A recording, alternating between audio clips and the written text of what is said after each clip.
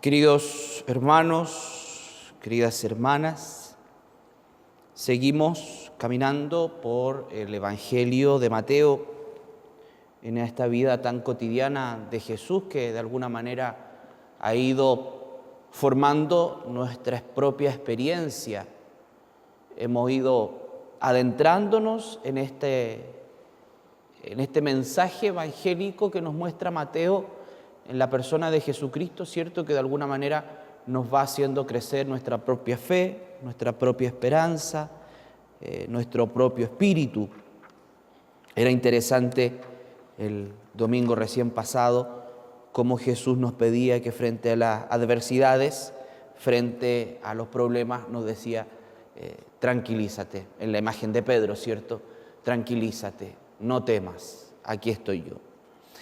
Y es curioso porque ahora hay como un cierto quiebre en todo lo que habíamos ido viendo, ya no solo en mirarnos íntimamente, sino en nuestra propia fe, sino en también cómo Jesús trata de exponer esta idea de que la fe no es solo para el pueblo de Israel, sino para todos.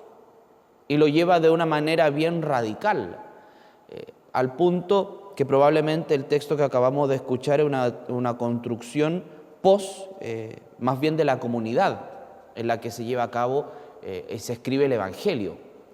Hemos de entender que Mateo escribe a judíos que se están convirtiendo al cristianismo, que conocen muy bien la ley, la Torá, los profetas, y es por eso que es curioso que esta mujer, cuando se acerca a Jesús, use un título muy propio del pueblo de Israel, que era Jesús, hijo de David. La mujer cananea era una mujer pagana del otro lado del lago, donde tenían otra experiencia de dioses, donde no habían tenido la posibilidad de conocer el Dios de Yahvé, el Dios de Israel, cosa que eso también producía pugna con el pueblo judío. ¿Por qué interesante esta imagen, tan tierna a la vez y tan bella? Porque Jesús convierte esta experiencia, este diálogo, lo convierte también como en un diálogo parabólico. A la luz de que lo que sucede con esta mujer, Jesús trata de dar una enseñanza. Una enseñanza. ¿Cuál es esa enseñanza? Lo que bien decía, que la fe es para todos. Al principio suena fuerte Jesús y que uno llega a pensar, bueno, ¿cómo es posible de que Jesús se llegue a negar a realizarle el milagro? Pero el trasfondo que hay es esta idea de enseñar a los discípulos, de no volverse una comunidad exclusiva, de no volverse una comunidad ensimismada en lo suyo y no saber compartir a los otros el tesoro más rico, el tesoro más bello, el tesoro más formidable que tenemos como iglesia, que es la fe. Que es la fe. Jesús, con este acto, llega a ser un poco rupturista, sí, porque rompe todos los esquemas de la época, de no juntarse con paganos, de no juntarse a lo mejor con pecadores, de no tocar a los leprosos, porque se da cuenta que en el actuar de sus hermanos, o el actuar de su comunidad, el actuar de los fariseos de la época, no había amor. Y lo que lo mueve a Jesús, ¿qué es? Siempre el amor. Siempre el amor. Y en esa mujer, que a lo mejor no tuvo la posibilidad de conocer la experiencia de Dios, no tuvo la posibilidad de conocer los profetas, la historia de Israel, en ella encuentra ese amor que es capaz de hacer cualquier cosa por su hija. Nosotros mismos también hemos visto, y yo creo que muchos de nosotros seríamos capaces de hacer cualquier cosa por algún hijo, por alguna hija. Seríamos capaces de arriesgarlo todo. Y esa fe, esa convicción fue lo que le atrae a Jesús.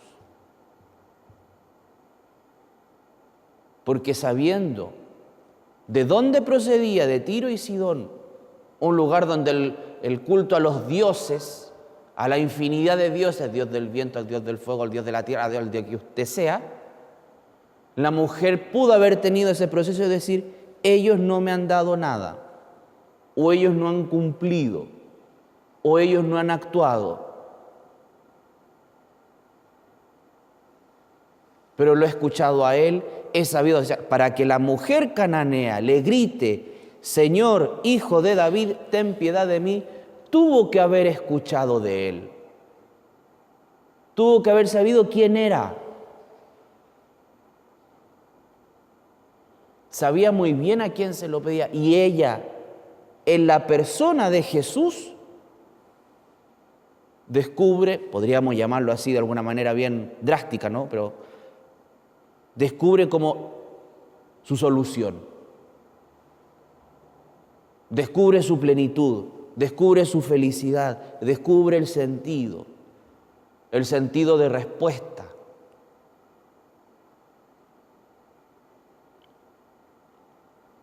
Es labor nuestro, como iglesia, ser capaces de generar esos espacios en que todos podamos y en que todos puedan conocer a Dios.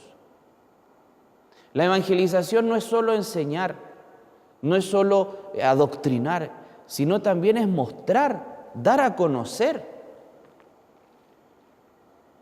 por qué ese Dios me ha cautivado.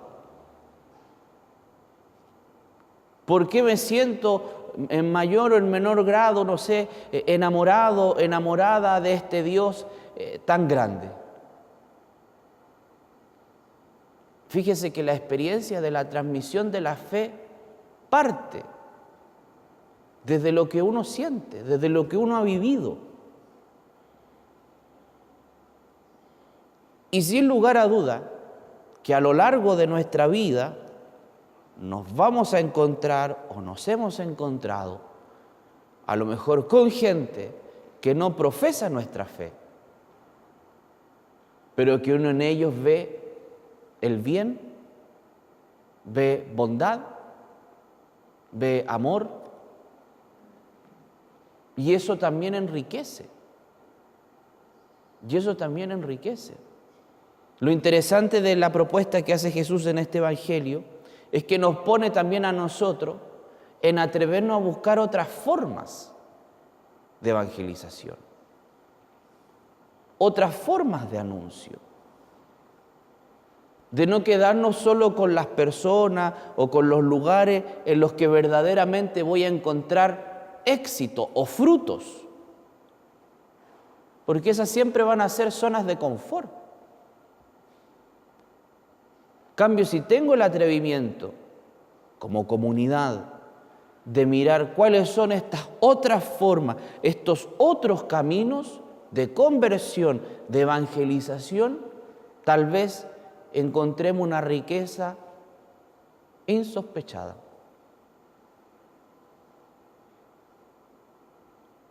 Si no es menor que Jesús haga este ejercicio de ir a lugares donde no hubo experiencia del pueblo de Dios o de que no hayan conocido a Dios. La mujer cananea, el buen samaritano, el centurión. Ahí se ve esta universalidad.